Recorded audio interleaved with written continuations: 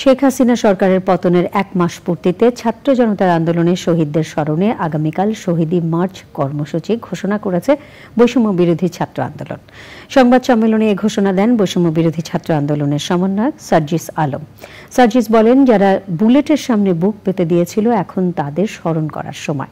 রিয়াজ ইসলাম জানাচ্ছেন। প্রিয় নম্বর সেট করে বিকাশে সেন্ড মানি করুন ফ্রি। কর্মসূচি ও রূপরেখা নিয়ে ঢাকা বিশ্ববিদ্যালয়ের টিএসসিতে বৈষম্য বিরোধী ছাত্র আন্দোলনের সমন্বয়কদের সংবাদ সম্মেলনে নতুন কর্মসূচি দেন সমন্বয়করা। তারা জানান, ৫ই আগস্ট শেখ হাসিনা সরকারের পতনের মাস পূর্তি উপলক্ষে শহীদদের স্মরণে শহীদি মার্চ হবে। আমার ওই যে আহত ভাইগুলো এখনো হাসপাতালের বিছানায় কাতরাচ্ছে। আমার যে ভাই বোনগুলো তাদের হাত হারিয়েছে, পা হারিয়েছে, চোখ হারিয়েছে, তাদেরকে স্মরণ করে তাদের স্মৃতিকে ধারণ করে আমরা আগামীকাল ৫ সেপ্টেম্বর আমাদের ছাত্র জনতার অভ্যুত্থানের ১ মাস পূর্তি উপলক্ষে আমরা একটি শহীদি মার্চ করতে চাই। শুক্রবার থেকে সারা দেশের বিভাগীয় ও জেলা শহরে সফর কর্মসূচি ঘোষণা করেছে বৈষম্য বিরোধী ছাত্র আন্দোলনের সমন্বয়করা। সেপ্টেম্বর থেকে যে কর্মসূচি শুরু হবে সেটা হচ্ছে বিভাগীয় সফর এবং জেলা ভিত্তিক সফর।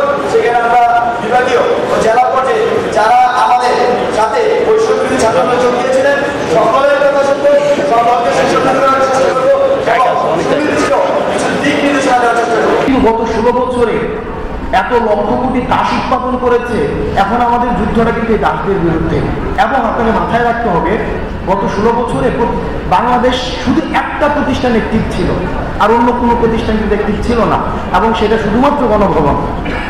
এখন আমাদেরকে গণভবন ছাড়া অন্যান্য যত প্রতিষ্ঠান রয়েছে সেগুলোকে আবার রিঅ্যাক্টিভেট করতে হচ্ছে, এবং সেটার জন্য সময় লাগবে, এবং আমরা জনগণের ভাষাটাকে রূপান্তর করছি এবং সেটা করতে থাকবো। বৃহস্পতিবার বিকাল ৩টায় ঢাকা বিশ্ববিদ্যালয়ের রাজু ভাস্কর্যের সামনে থেকে শহীদি মার্চ শুরু হয়ে সংসদ ভবন ঘুরে শহীদ মিনারে শেষ হবে।